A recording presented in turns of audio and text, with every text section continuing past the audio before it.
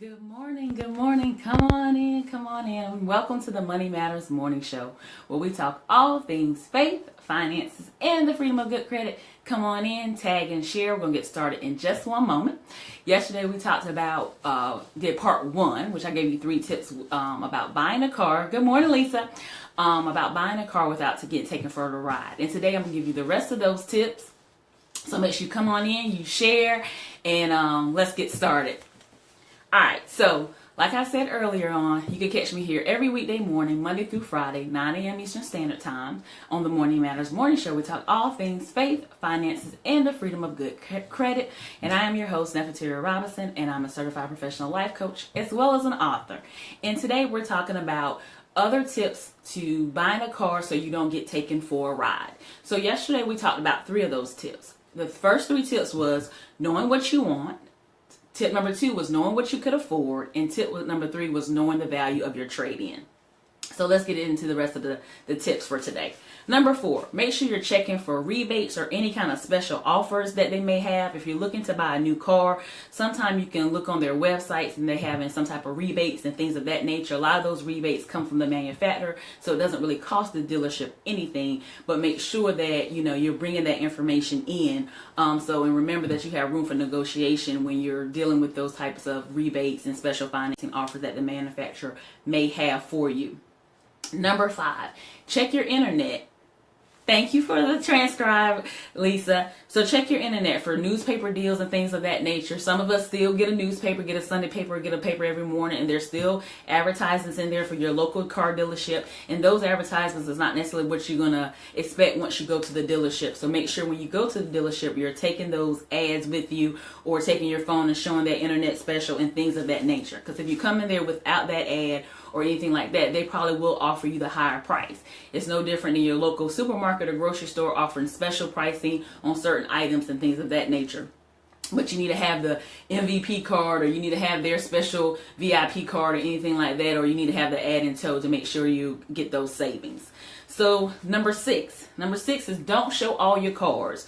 A lot of times when you go to a dealership, the salesman is going to ask you a lot of questions. They're really just trying to find out what it is that you're looking for in a car, and you should answer those honestly. But also remember, they are there to help you, but at the same time, you don't want to tip your hat too soon and show them everything that you want to know. What you're willing to pay for a car that you find that you really, really fall in love with. So just kind of be vague, give them maybe like a price range or something like that. No need to talk numbers until you're actually ready to buy. Good morning, Chastity. How are you? Number 7. Use those ads to negotiate. Let's say you find the perfect car, but you at another dealership across town, that same make, that same model, they're selling it for less. Utilize that to your benefit. Like I said before, bring in that ad, bring in something that shows that the dealership across the street or across town is offering the same make, the same model at a different price point, and use that for your favor. Number 8, check out the vehicle. Make sure that you bring a mechanic with you if you can. If not, just make sure it gets. Hey, Jasmine. Make sure that you check out the vehicle. Look at the Carfax and do like a VIN check to see if it's had any kind of bad history with that car. Just make sure you're doing your due diligence when you're checking out the car, making sure it's in good standing and it can do what you need it to do. Number 9, be ready to walk away.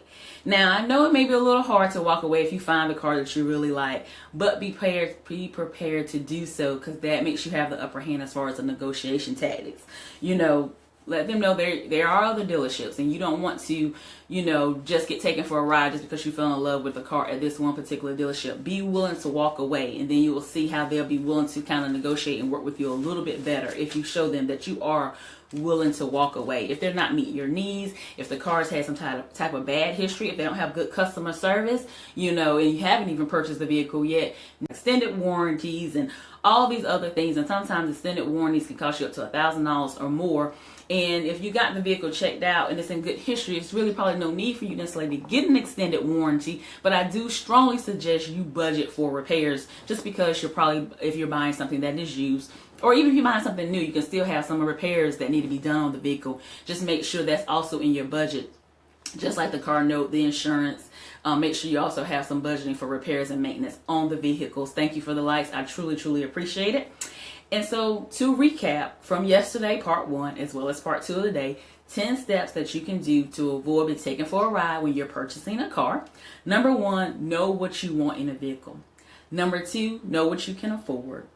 Number 3, know what your trade is worth. Number 4, check for rebates and special financing. Number 5, check the internet and the newspapers for ads. Number 6, don't show all your cards. Number 7, use the ads to negotiate. Number 8, check out the vehicle. Make sure it has a good mechanic history. Number 9, be ready to walk away. And number 10, beware of the extras. If you have any questions about faith, finances, and freedom of good credit, saving, budget, debt elimination questions, please submit your questions at bit.ly ask Nef R. I'm here every weekday morning, Monday through Friday, 9 a.m. Eastern Standard Time, where we talk all things faith, finances, and the freedom of good credit. I would love to help you. I would love to get your questions answered. So if you have any, please feel free to submit them to me. Also, if you're not my Facebook friend already, please join me on Facebook as well as Instagram at Nefateria Robinson, and you can follow me on Twitter at Act with Nef. That's ACT with Nef. You can catch all my videos there as well as on YouTube. Thanks so much for watching. Thank you, Lisa, for for transcribing for me. Thank you, Chastity, for watching. I will contact you in a little bit. And have a great day. And remember, owe no man nothing but to love him. For he that have loved hath fulfilled the law. Bye.